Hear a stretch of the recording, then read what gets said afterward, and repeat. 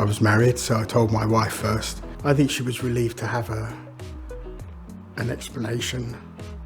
Well, I told my mum and that, because my dad had already died, and I showed my 3 children. So we told the immediate family from my side and the immediate family from Des's side. And then we told very close friends that we know that the kids can access their support later on. So this was the first layer, the first 2 layers of people that we told, and then we told the kids. I chose to tell the people closest to me, my parents and my siblings, and some close friends. Angie tends to tell people if she's in a situation where she stumbles and needs to tell people. So she'll say to them, I've got dementia, I've had dementia for 5 years. And then I go and say, well, yes, this is why Angie can't understand.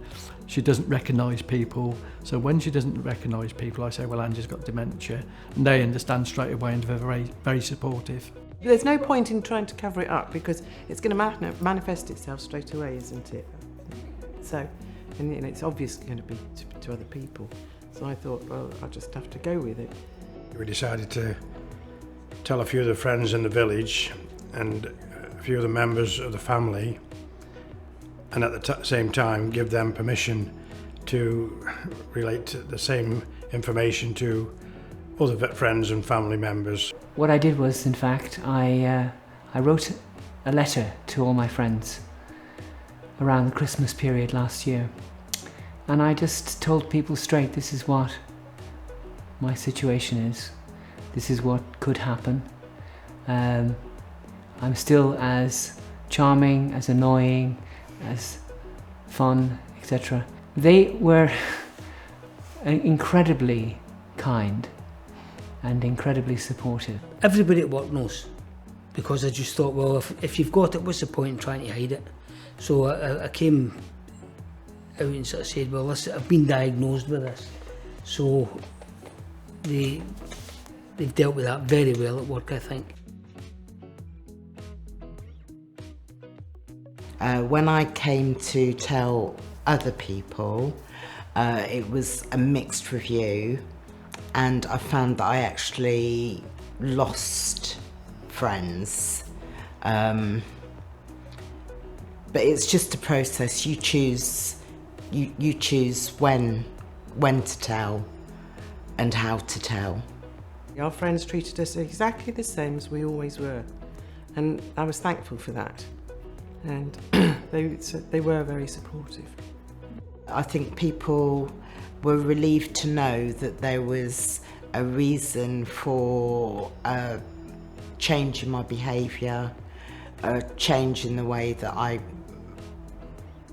my general manner. And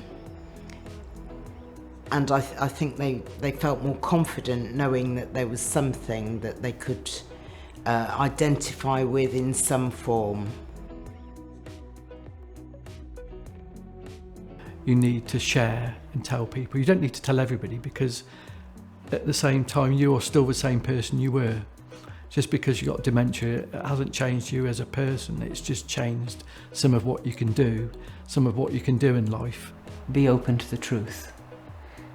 Once you try to cushion and hide, then you start making mistakes, you fail to be authentic. It's best to be truthful, best to be upfront and deal with the consequences of that truth.